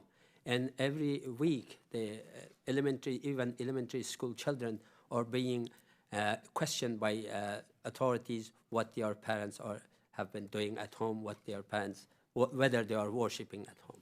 Balları dadam keşke namaz okut diyen ki şu günü şulan tutup ketkendikin o ballarımı veyran buluvatkan aşına. So there are many families destroyed by this, reporting because the children told the school authorities that their parents worshipped at home. So then their parents have been arrested by the Chinese authorities.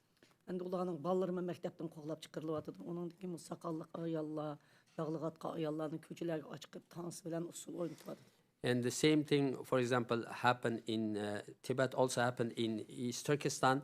The imams of the mosques have been forced to take to the streets and dance and sing, praising the Communist Party. And onun sırtında medeniyet inkılabıda hem Uygur ayallarını her günü mahallede açık tızıldırıp erler bilen Gongsandan olmasa bu halk bulmaydı diyen nakşını etkizatı der gün ettigende. It's actually the cultural revolution came back to East Turkestan. So women and men all forced to talk to the streets and sing songs praising the Communist Party and the Chinese government. Şu nakşı çıkmak Allah'ını iş orundumu haydaydıkken hem iktisadi cihetten. If anybody refuses to take part in this actions, will be punished or fired from their workplaces. Yani şunda dinden faydalanıp durup hem de kol eliş, bunda kol eliş doğru kep kalsa hem Uygur namaz okuydu, bütün Uygur siyasi mahpus oturma kirketişim. So there are thousands of people who are in prison now in Chinese prison, suffering in Chinese prison. All of them have been arrested, detained because of this, so-called illegal religious activities. Thank you. Chen Guangqing.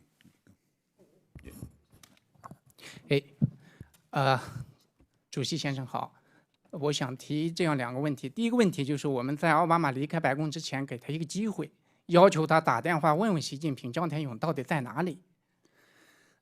Mr. Chairman, I have two questions. One is, before Obama leaves office, we should press him to call Mr. Xi Jinping about the attorney lawyer disappeared. 对，不要一谈到人权问题、维权人士的问题，奥巴马就躲着走，是吧？马云来，他在白宫见面，那么这些年来没见他跟哪个维权人士走得近一点，那这说明他跟人权走得很远，他并不支持美国的立国之本这个价值。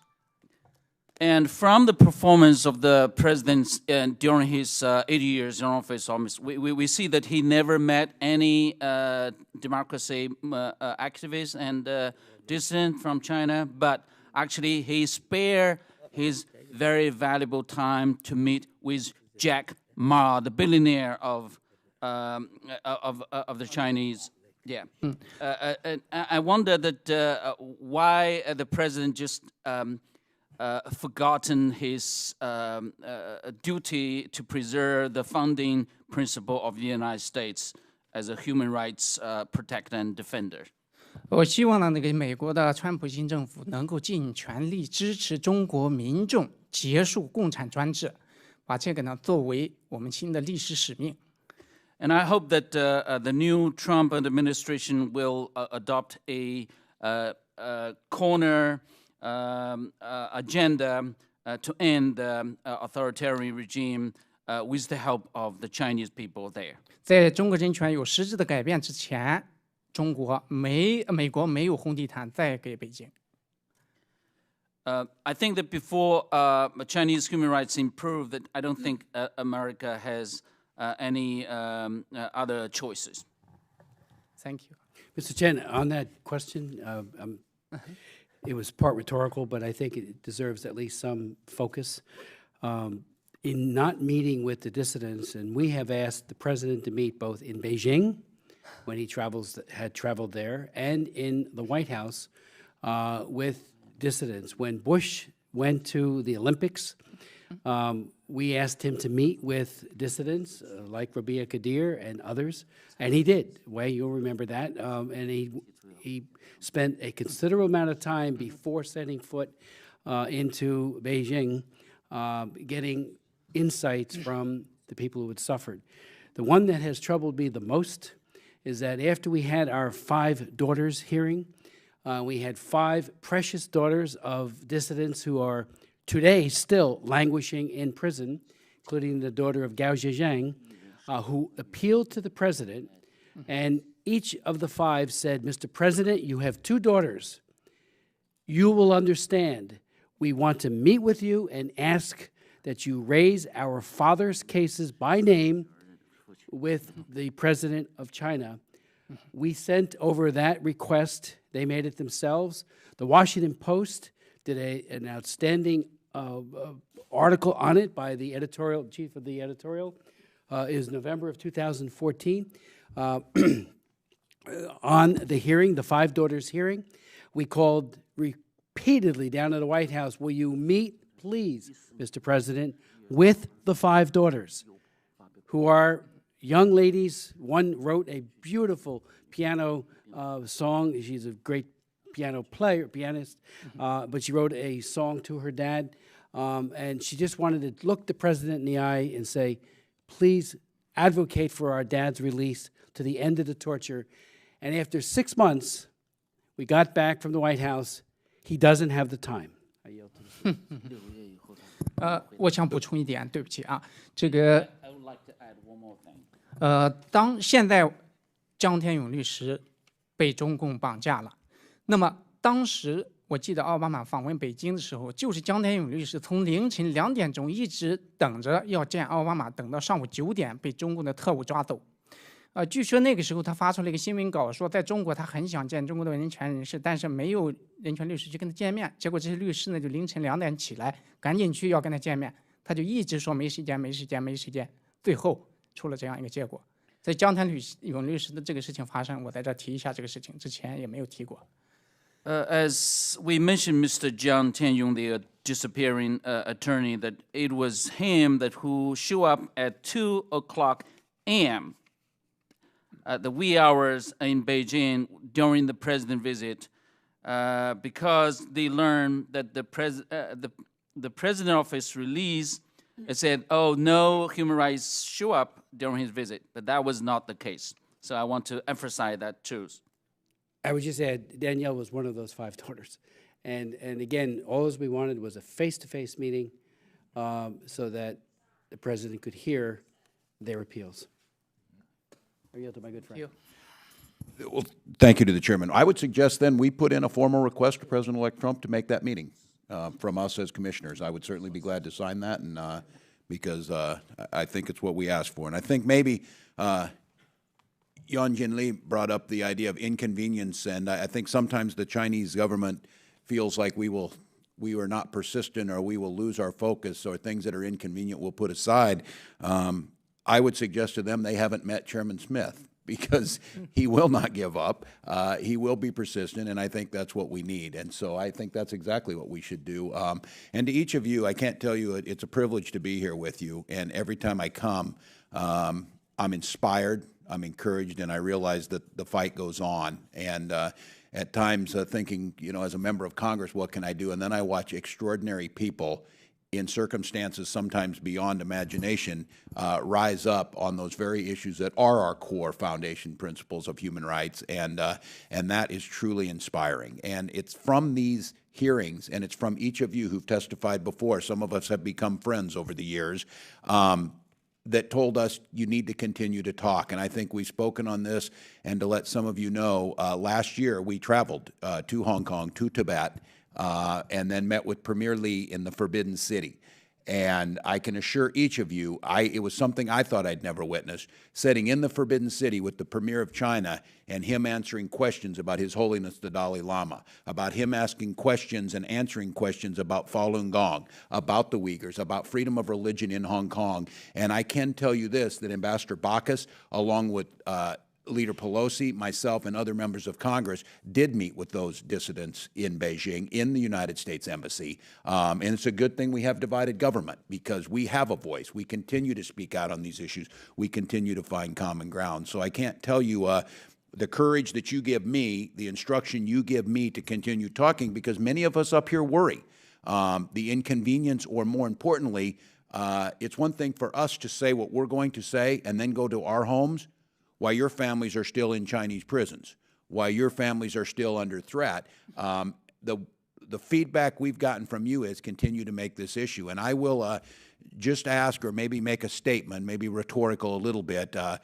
Wei Jingsheng brought up this point about tying trade to human rights. And those of us in here know, going back to President Clinton, most favored nation status, and some of the changes, I certainly was under the illusion that liberalizing trade and openness would have a significant impact on liberalization of personal freedoms. I have now seen that is not the case. And as I told someone, and again, it's anecdotal, but I can tell you this, I've been to Hong Kong dozens and dozens and dozens of times, both going from Foshan as a young teacher to Hong Kong and coming here. The last time I went, and certainly it was the first time as a United States congressman, Hong Kong is significantly different.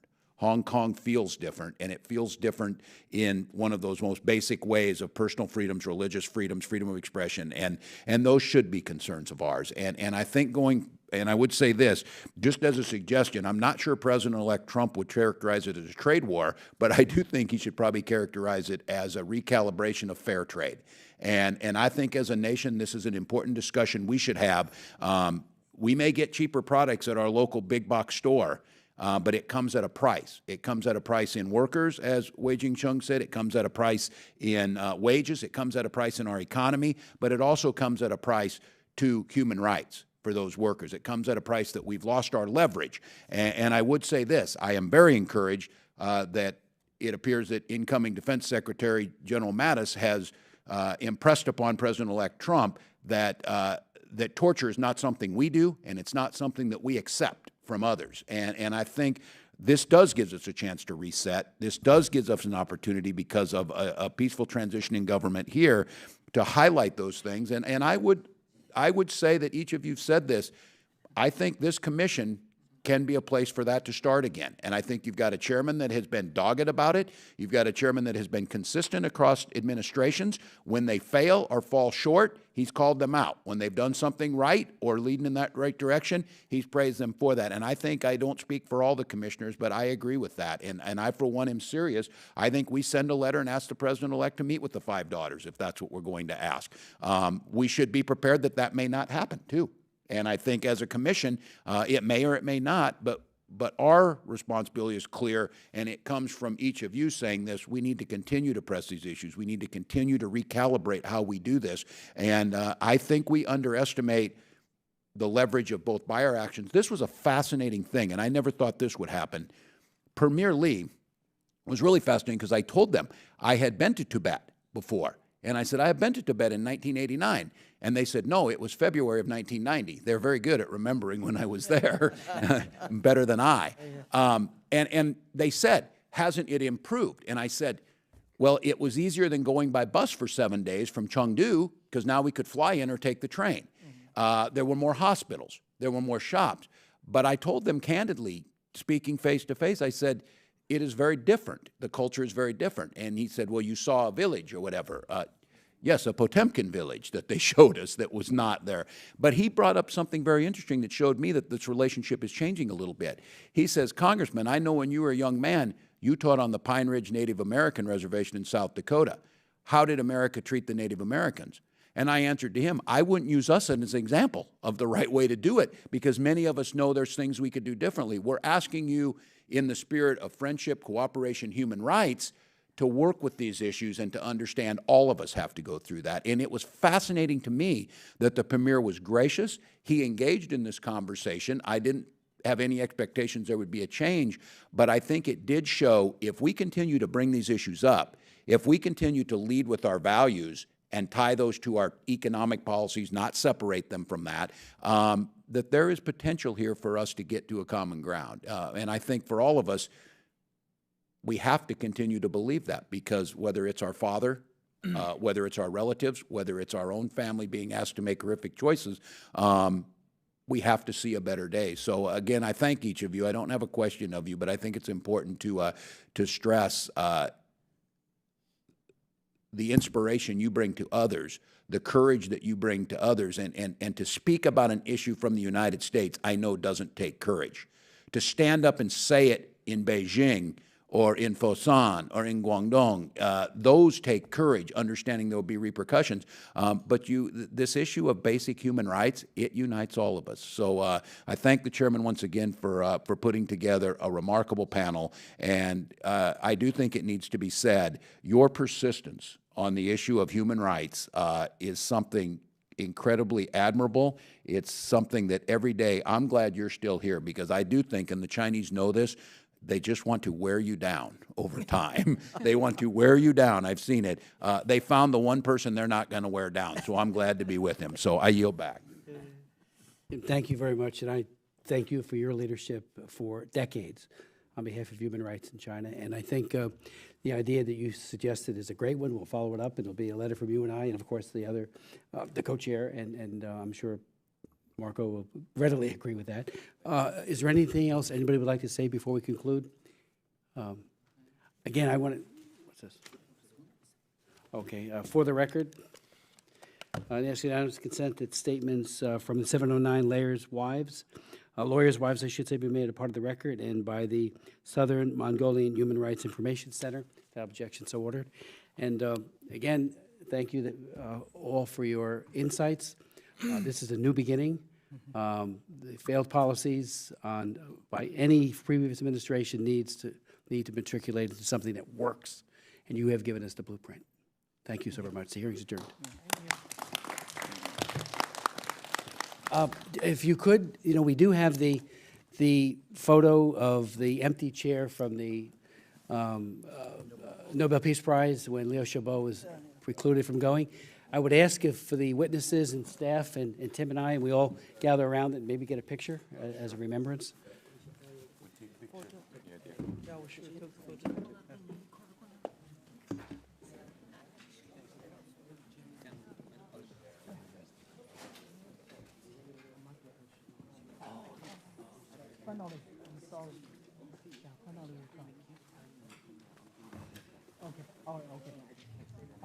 Okay. Oh, here. Good to see you.